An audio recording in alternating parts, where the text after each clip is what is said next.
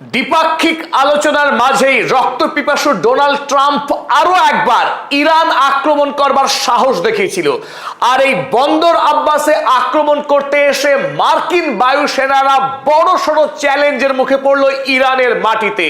Iran ইতিমধ্যেই 40 দিনের যুদ্ধের পর আমেরিকাকে পর্যুদস্ত করা, আমেরিকাকে চরম শিক্ষা দেওয়ার জন্য ইতিমধ্যেই যে আকাশ প্রতিরক্ষা ব্যবস্থাকে শক্তিশালী করেছে তার জোরদার প্রমাণ দিল গতকাল ঈদের দিন ভোরবেলায়। হরমুজ প্রণালীকে দখল করতে মরিয়া ডোনাল্ড ট্রাম্প, আর সেই লক্ষ্যেই আরো একবার আক্রমণ করতে আসে 28 তারিখের ভোরবেলায়। আর তখনই প্রমাণ হয়ে যায় যে আমেরিকা যুক্তরাষ্ট্র ইরানের মাটিতে লড়াই করতে এসে কোন রকম সুবিধা পাবে না। তারা বন্দর আব্বাসের কাছে দুটি জনশূন্য স্থানে দুটি বড়সড় বিস্ফোরণ ঘটিয়েই পালাতে বাধ্য হয়েছে, কারণ ইতিমধ্যেই আমেরিকা যুক্তরাষ্ট্র আমেরিকার F-35 ফাইটার জেটকে আকাশে লক করে ফেলে এবং অপরদিকে আমেরিকার গর্বের অহংকারের MQ-9 ড্রোনকে ধ্বংস করে দেয় হরমুজ প্রণালী থেকে মাত্র 40 কিলোমিটার দূরের একটি জায়গায়। ফলে বেগতিক দেখে আমেরিকা যুক্তরাষ্ট্রের বায়ুসেনারা তড়িঘড়ি পালাতে বাধ্য হয় ইরান থেকে। ইরান যুদ্ধের গুরুত্বপূর্ণ খবরাখবর নিয়ে আবার আমি হাজির হয়েছি আপনাদের বন্ধু আব্দুল হালিম। চলুন শুরু করা যাক। এই মুহূর্তে গোটা পৃথিবীতে জোরদার যে আলোচনা চলছে তা হলো আমেরিকার স্টেলথ টেকনোলজির অহংকারের বেলুন চুপসে যাওয়া।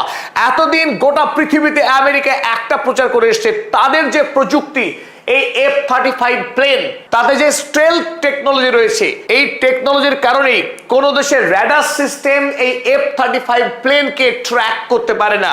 যদি কোনো দেশের উপর দিয়ে উড়ে যায় এবং সেই দেশে কি যদি বোমা হামলা করে আকাশ থেকে, এই F-35 প্লেনকে কোনোভাবে ধরতেই পারে না সেই দেশের রাডার সিস্টেম।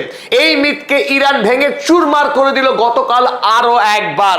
40 দিনের যুদ্ধেই ইরান আগেই F-35 প্লেনকে ধ্বংস করেছে, যে কথা আমেরিকা সরকারিভাবে স্বীকার করেছিল।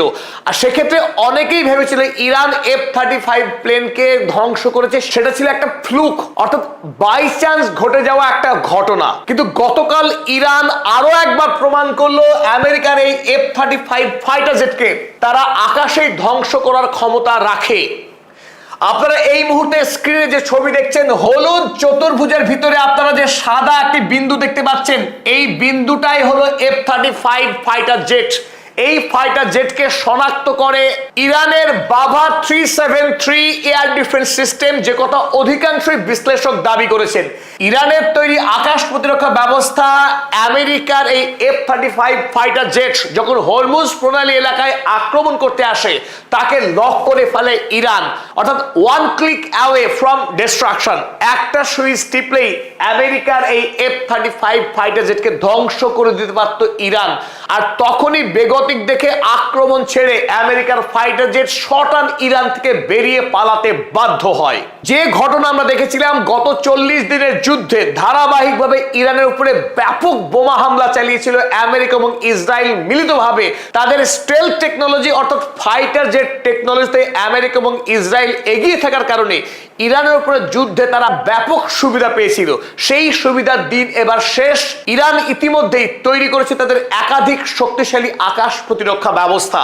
আর এরই ফলে এতদিন ধরে আমেরিকার যে অহংকার ছিল তার স্টেলথ টেকনোলজি নিয়ে যে পৃথিবীর কোন দেশ এই F-35 এর সঙ্গে টেক্কা দিতে পারবে না, বা আমেরিকার যে সুপার পাওয়ার তার সবচেয়ে থেকে সুপার অহংকারের প্রতীক ছিল এই F-35। আর ইরান সেই F-35 কে চূর্ণ করে দিয়ে দেখিয়েছে যে আমেরিকার টেকনোলজি আর মোটেই অপরাজেয় নয়, তাকে অনায়াসেই আক্রমণ করে ধ্বংস করে দেওয়া যায়। তাই আগামী দিনে আমেরিকার যে অস্ত্র ব্যবসা, পৃথিবীর বিভিন্ন দেশে বিপুল পরিমাণ টাকায় এই F-35 জাতীয় প্লেনগুলোকে বিক্রি করার যে ব্যবসা ছিল সেই ব্যবসা রীতিমতো ধাক্কা খেলো। আগামী দিনে আমেরিকার অস্ত্রের যে রমরমা ব্যবসা, সেই ব্যবসা মুখ থুবড়ে পড়তে চলেছে, কারণ পৃথিবীর কোনো দেশে আর আমেরিকাকে বিপুল পরিমাণে টাকা দিয়ে F-35 ফাইটার জেট তারা কিনতে চাইবে না। আর যদিও তারা এই ফাইটার জেট কিনতে চায়, আগের মতো প্রচুর পরিমাণে টাকা দিয়ে সেই প্লেন কোনোভাবে আর কিনবে না, সে কথা খুব জোর দিয়েই বলা যায়। আজকে এই যুদ্ধ বিষয়ক একটি ম্যাগাজিন ডিফেন্স সিকিউরিটি এশিয়া, এই ম্যাগাজিন খবর করেছে যে ইরান সফলভাবে আমেরিকার F-35 ফাইটার জেটকে লক করে দিয়েছে। Iran claims IRGC air defences tracked US F-35 ইরানের আকাশ প্রতিরক্ষা ব্যবস্থা আমেরিকার F-35 ফাইটার জেটকে ট্র্যাক করেছে এবং ট্র্যাক করে আকাশে লক করেছে। Over strait of Hormuz raising new questions about American stealth dominance in the Persian Gulf. রীতিমতো প্রশ্ন তুলে দিয়েছে এই defence security Asia magazine. F-35 fighter জেটকে ট্র্যাক করবার পর প্রশ্ন উঠে গেছে পারস্য উপসাগরে আর আমেরিকা কতদিন তার আধিপত্য ধরে রাখতে পারবে তা নিয়ে। কারণ ইরান অনায়াসে আমেরিকাকে নাস্তানাবুদ করতে পারবে এই যুদ্ধে তার নিজস্ব টেকনোলজি দিয়েই। ইরান যখন ইতিমধ্যেই আমেরিকার F-35 ফাইটার জেটকে লক করে ইতিহাস গড়েছে, আর তারই মাঝে আরো একটি নতুন এয়ার ডিফেন্স সিস্টেমকে লঞ্চ করলো ইরান, যে খবরে এই মুহূর্তে গোটা পৃথিবীতে সরগরম। আরশে কামাঙ্গির, আপনারা ছবি দেখছেন এই মুহূর্তে স্ক্রিনে, আরশে কামাঙ্গিরের ছবি। এটি ইরানের নতুন আবিষ্কৃত একটি আকাশ প্রতিরক্ষা ব্যবস্থা, যে আকাশ প্রতিরক্ষা ব্যবস্থা দিয়ে গতকাল ইরান আমেরিকার তৈরি এ যাবৎ সবচেয়ে শক্তিশালী ড্রোন, বিশাল দৈত্যাকার MQ-9 ড্রোন, এই ড্রোন দিয়ে স্ট্রেট অফ হরমুজে আক্রমণ চালাতে চেয়েছিল আমেরিকা যুক্তরাষ্ট্র। আর সেই উদ্দেশ্যেই এই ড্রোন পাঠিয়েছিল আমেরিকা।